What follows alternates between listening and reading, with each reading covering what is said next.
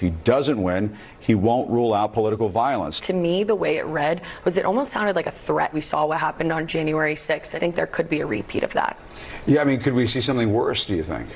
That's definitely a possibility. It is very scary, and it's fearful. People should be fearful that he is going to be a dictator, just like he said. You know, I remember an old rumor. It could be true, it could be folklore, it could be apocryphal, but apparently Donald Trump hired a publicist for the sole purpose of paying whatever he had to pay to get on the cover of Time magazine. And well, gone are those days, because he's now graced the cover of Time magazine 35 times. And there he is again this week. Time magazine with an exclusive interview of Donald Trump. Pretty dramatic photograph. And of course, the headline of the story, if he wins. And they basically walk through in a very thorough way what a second Trump presidency might look like. Of course, the reaction to this story has been expected from the media, from the left, from the right. But if you put aside all of the histrionics and the reaction, how dare Time magazine platform this man? If you actually look at what he's saying, he's ready to go. And Akash, I want to start with you, because on the issue of immigration, obviously, this is going to be a major issue for him and for the voters. And he is already moving forward with ideas on how to not just secure the border, but yes, move to deport all of those who have come in the recent years under Joe Biden. Is that a winning message, number one? Is it even feasible?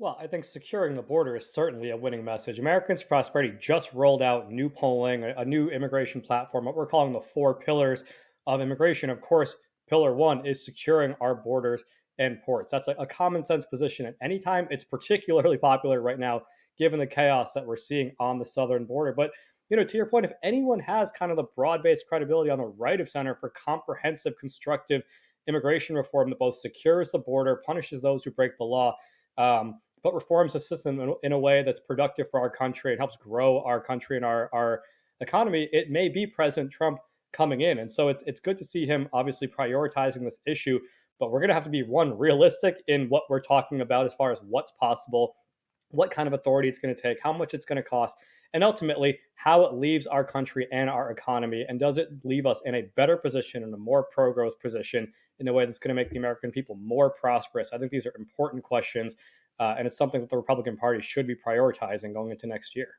Well, that's a worthy debate to have, and frankly, one that should be part of the presidential election. But instead, Robert Charles, what we had from Joe Biden this week was calling our allies, countries like Japan and India, xenophobic because they don't have the same kind of immigration policies that we have. So we're looking at real two polar opposites approaching here. Yeah, very seldom do you have a president who's already a has-been before he's even removed. I think when Trump wins, I think you're going to see something really transformational. Having worked in the Reagan White House, I will tell you that once Reagan got a second term, a lot of things happened. He wasn't going to run again. So a lot of things happened that couldn't otherwise. I would not be at all surprised, not only to see the border secured, to see the economy restabilized, inflation down, energy sector back up again, interest rates falling because inflation is down, no more missiles out of Korea, Russia backing off, China backing off, Middle East a little more front and center in a constructive way. But actually, I wouldn't be at all surprised to see Trump when he wins, and I think he will, potentially as strongly as Reagan did the second cycle. People are just distressed beyond belief right now. But I think if, you could see a czar dedicated to literally axing half a dozen federal agencies. You could see the deep state being fundamentally dismantled. And I think, you only get one shot at this in a second term, and you're not running again. So if he picks a good vice president and they are conscientious about restoring fiscal responsibility and integrity to government, I think we could be all very happy with what happens. The one-term YOLO presidency.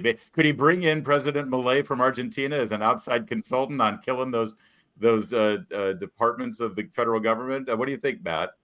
Honestly, he could do a lot worse than that. But I think that kind of what you're talking about with this timepiece, it fits into a broader thing that I was thinking about, not only because I just wrote a piece about this, but there's this common trope on the left of the walls are closing in on Trump that we mock because they haven't yet closed in on Trump. And it I think turns more into the meme of he can't keep getting away with this. And it's curious, right now, I feel like Trump's self-proclaimed enemies are trying to do whatever they can to help him get elected. And I think one of the examples you see with this is the hysterical and deranged reaction to a fairly normal piece. This was not a Trump piece from Time, the magazine that, of course, made Adolf Hitler its 1938 Person of the Year. Fairly normal interview, but that apparently is too much. You have these basically insane people like Nicole Wallace saying, I may not have a show. I didn't even realize she still had a show. If Trump wins, there may not be a White House Correspondents' Dinner next year. Honestly, that would be amazing. And then you have, as we discussed, these Palestinian illegal tent cities making Trump and law and order sound really good right now. And then, of course, you have all of these cases that may go legally very badly for him. But I think politically, he's been able to turn them fully to his advantage in a lot of ways. Yeah, and Matt, if I can follow up with you, because it wasn't just about immigration here. They also talked about abortion and his position that there should be no federal issue on this. We got rid of Roe v. Wade for a reason. It should be in the hands of the states. And that's seen as kind of a more moderate position right now from a pro-life perspective. How is this resonating, this sort of Trump threat? It's sort of his third act now, right? He's not a candidate for president. He's not a president. He's now sort of, in a weird way, kind of reinvented here, coming back in, trying to restore order. It's like when Winston Churchill finally came back to be prime minister again.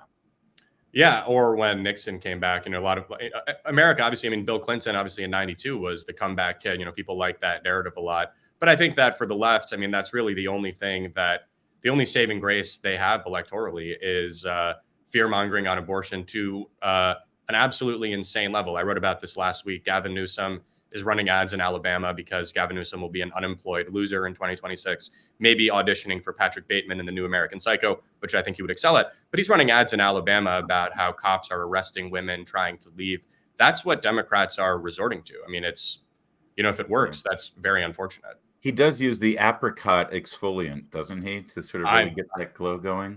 I'm sure he does. He spends more time on his hair than he spends governing California. Yes, he is Governor Hair Gel. Akash touched briefly in this article from Time Magazine, and that's because I think Time Magazine is not trying to hurt Joe Biden, was the economy. And let's face it is the economy, stupid. Inflation's still outrageous and through the roof, and no plan to get under control. Of course, the housing market is now screwed up because the interest rates are high to offset the inflation. There's no answers coming from Democrats.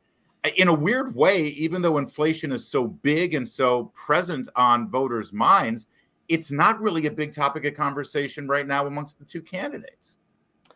It's not, but I think it will become, because they have no choice but to talk about this. Inflation has been, and will continue to be issue number one on the minds of the American voter, and with good reason.